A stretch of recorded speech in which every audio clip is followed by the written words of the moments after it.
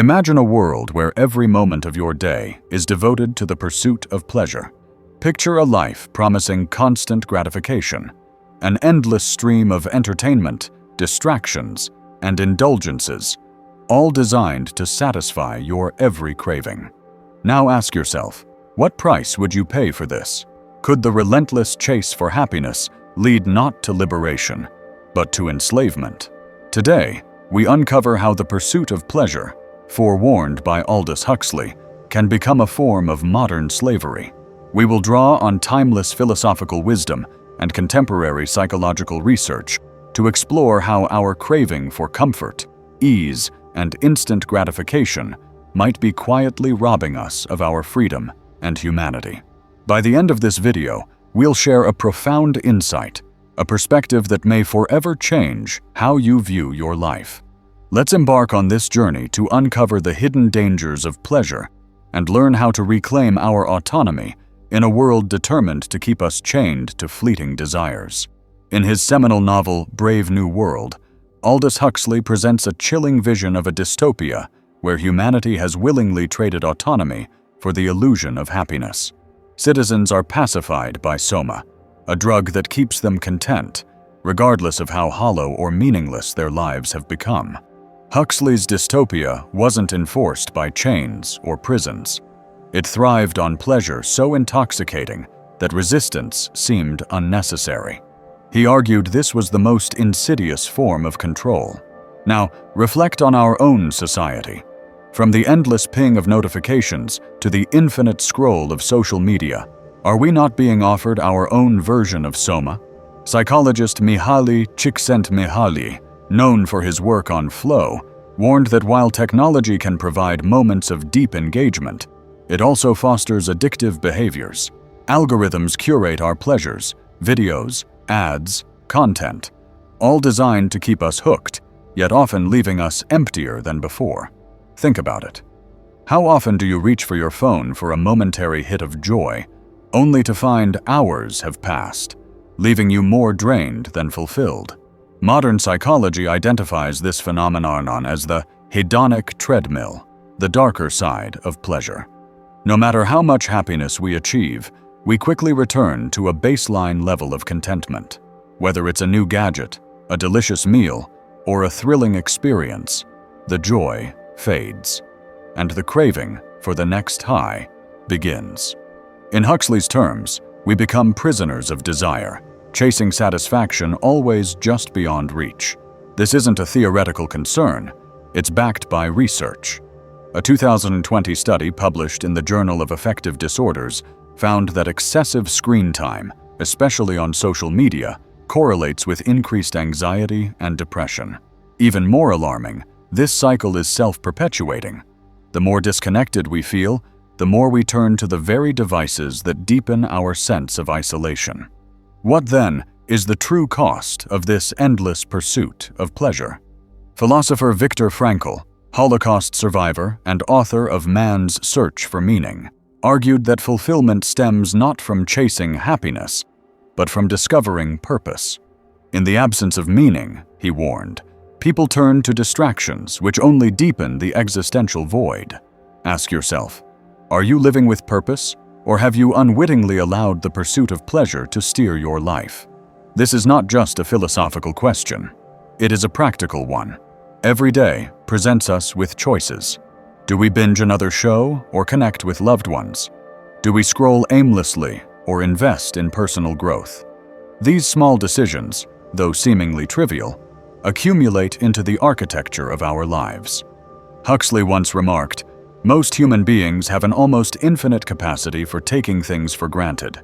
In our constant pursuit of pleasure, we risk overlooking the deeper joys of life: authentic relationships, creativity, self-discovery, and contributing to something beyond ourselves. Here lies the deeper insight. Pleasure, when pursued blindly, does not liberate, it binds." These invisible chains tether us to cravings, habits, and distractions that drain our time, energy, and potential. As we go further, we'll examine the hidden systems that profit from our addiction to pleasure and how we might break free. But for now, ask yourself, Are you living as a free individual, or merely a consumer in a world built to monetize your desires? Imagine a marketplace where the currency is your attention. In this world, the most precious commodity isn't gold, oil, or even data. It's you. Every moment spent scrolling, clicking, or consuming content isn't just passive engagement. It's part of a system where your attention is bought and sold. Welcome to the attention economy, where pleasure is weaponized to ensure your loyalty. To understand how deeply this system controls us, we must explore how it manipulates our biology. Neuroscientist Dr. Robert Sapolsky, an expert on dopamine and stress, has shown that our brains are wired to chase rewards. Each time we experience pleasure, our brains release dopamine, reinforcing the behavior. But here's the twist. Anticipation of pleasure triggers more dopamine than the pleasure itself. That's why we obsess over unread messages or refresh our feeds compulsively. It's the possibility of reward that keeps us hooked. In this way, the attention economy turns us into seekers, perpetually yearning, never satisfied. Look at your daily life. Do you ever check your phone without thinking? Crave something? A snack? A video? A like? Only to feel emptier after? These are not coincidences. These are engineered behaviors. As former Google design ethicist Tristan Harris explains, digital platforms employ intermittent variable rewards, a mechanism borrowed from slot machines to fuel our addiction. Now connect this to Huxley's world. There, pleasure wasn't a personal failing. It was a societal tool for control. People were so engrossed in gratification, they didn't notice the erosion of their freedom. Today, we face a similar threat. While we aren't consuming soma, we are surrounded by digital pacifiers, distractions that keep us quiet and compliant. Why does this matter so deeply? Because unchecked pleasure-seeking doesn't just waste time, it wastes potential. When we prioritize immediate gratification over meaningful effort, we sacrifice growth, mastery, and contribution. Author Cal Newport, in Deep Work, argues that the greatest achievements require sustained attention and deep focus. Shallow engagement erodes this capacity, leaving us less capable of doing anything truly significant. Ask yourself, how much of your time is spent on what truly enriches your life? How often do you choose what's easy over what's worthwhile? These questions aren't about guilt, they're about awareness. Recognizing these patterns is the first step toward liberation. And yet breaking free is not simple. We live in a system that not only encourages pleasure-seeking, it normalizes it. From ads that promise instant bliss to a culture that equates success with consumption, we are constantly told, more is better. Philosopher Erich Fromm, in To Have or To Be, warned of this trap. He argued that our obsession with possession over experience leads to shallow lives, where true joy is displaced by the illusion of satisfaction. So what's the alternative? It begins with a shift in mindset, from seeking pleasure to seeking purpose. This doesn't mean rejecting all joy, but reframing it. As psychologist Martin Seligman, founder of positive psychology, explains, the most fulfilling lives revolve around meaning, engagement, and relationships. Pleasure is part of well-being, but it isn't the entirety. Take a moment now. What brings you lasting joy? Not fleeting highs, but deep, sustained satisfaction. Can you identify one area where you're choosing short-term comfort over long-term growth? As we move forward, we'll explore actionable steps to free ourselves from the grip of the attention economy and embrace intentional living. But for now, remember this truth. The unexamined pursuit of pleasure leads not to freedom, but to a subtler form of bondage. To be truly free, we must distinguish between what delights us and what diminishes us. The answers you seek won't be found in your next distraction. They lie in quiet reflection. Let's continue this journey, together, toward reclaiming our time, our focus, and ultimately, our lives. What comes next may challenge everything you thought you knew about happiness, pleasure, and freedom. Consider the concept of soft tyranny, a term frequently used to describe a form of control that feels comforting rather than oppressive. Alexis de Tocqueville, in his study of democratic societies, warned that people might someday willingly trade their freedoms for convenience and security. This scenario is precisely what Aldous Huxley envisioned in Brave New World, a society gently lulled into submission not through fear or violence, but through pleasure and endless distraction. Now, look at the world around you.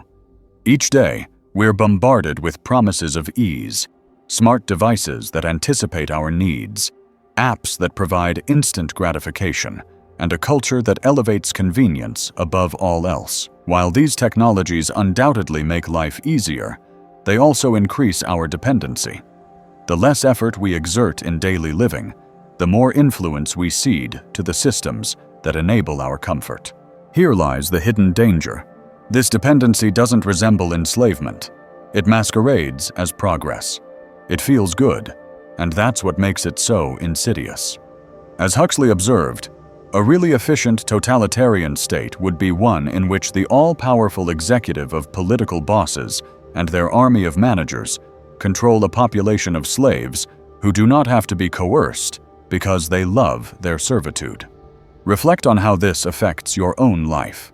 How many of your choices are truly autonomous, and how many are shaped, or even dictated, by algorithms, trends, or social pressures.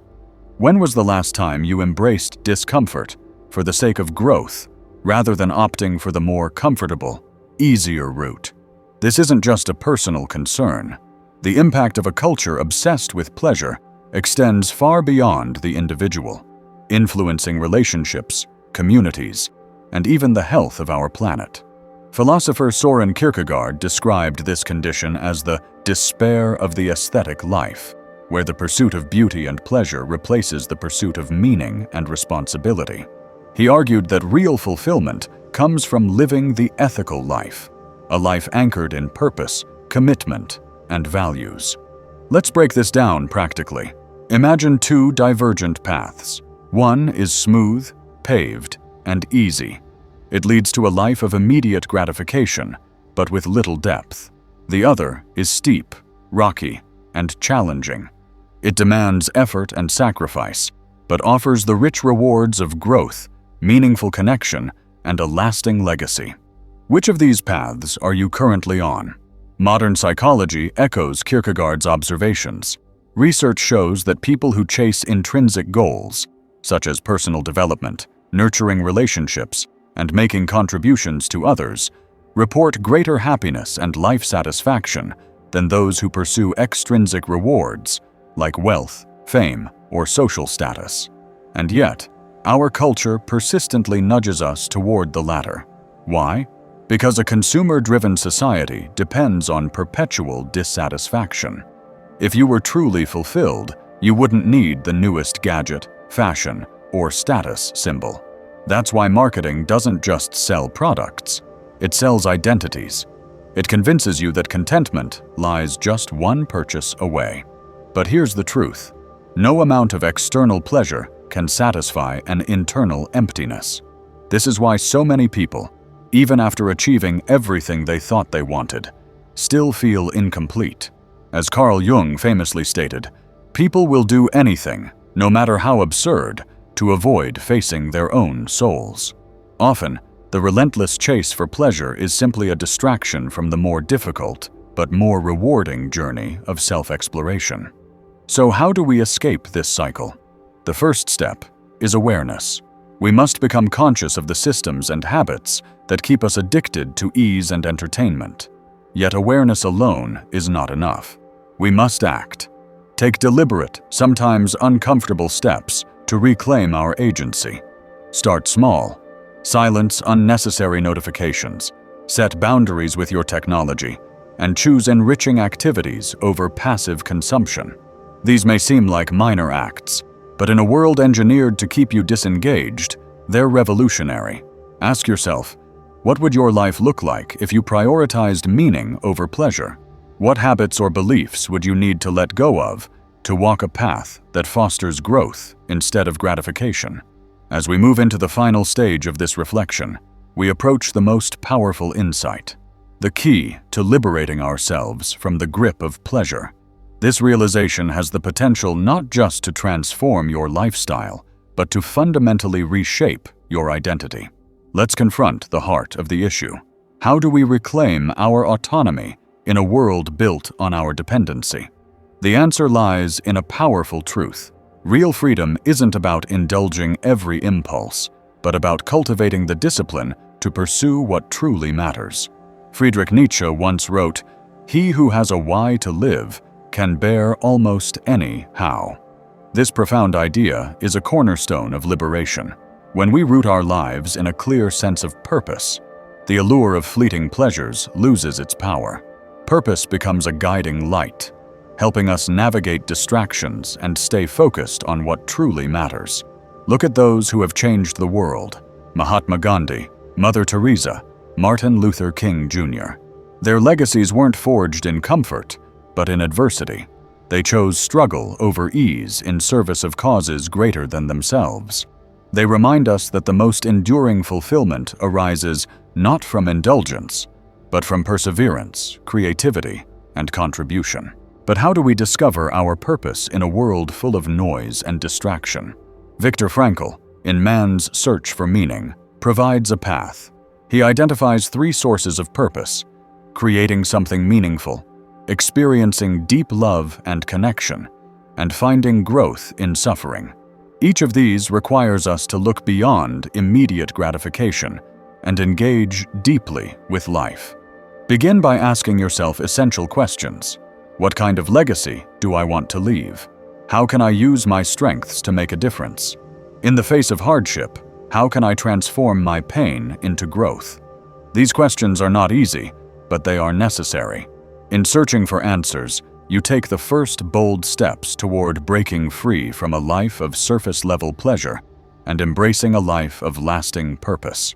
Now we arrive at the final insight, the idea that connects everything. The pursuit of pleasure, while seductive, often distracts us from the deeper pursuit of meaning. Aristotle called this eudaimonia, human flourishing.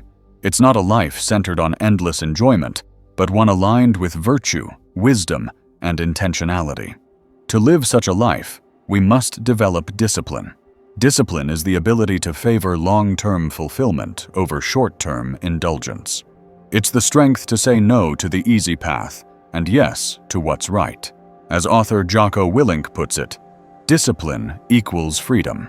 By exercising discipline, we gain control over our impulses and begin living as architects of our destiny instead of prisoners of our cravings. Start by building small, consistent habits. Wake up earlier to reflect or meditate. Dedicate time each day to a meaningful goal. Reduce exposure to digital distractions. These small acts of self-mastery may seem trivial, but they compound over time and reshape your life in powerful ways. Another transformative practice: embrace discomfort. Growth seldom happens in comfort zones. Whether it's testing your physical limits, learning a difficult skill, or facing a painful truth, discomfort is the crucible in which character is formed. Every time you choose discipline over indulgence, you strengthen your capacity for purpose. Every time you resist distraction, you reclaim a fragment of your freedom. Each of these choices, however small, becomes an act of rebellion against a system designed to keep you compliant. As we close, let's return to Huxley's warning. He foresaw a future where comfort would become a tool of oppression, where people would exchange their potential for convenience and their autonomy for pleasure. But he also believed in the human capacity to awaken. You possess that power. By choosing purpose over comfort and meaning over distraction, you can reclaim your freedom and live a life of fulfillment. So what will you choose? Will you continue down the smooth path paved by fleeting desires? Or will you rise above, embracing the challenges of intentional, purposeful living? The decision is yours. And remember, this journey isn't just about transforming your own life. It's about inspiring others to do the same. Share your struggles. Celebrate your victories. Together, we can build a world where freedom is not just an ideal, but a daily reality. The chains may be invisible, but they can be broken. The climb may be steep, but the summit leads to greatness. Choose boldly, live intentionally, become who you were meant to be.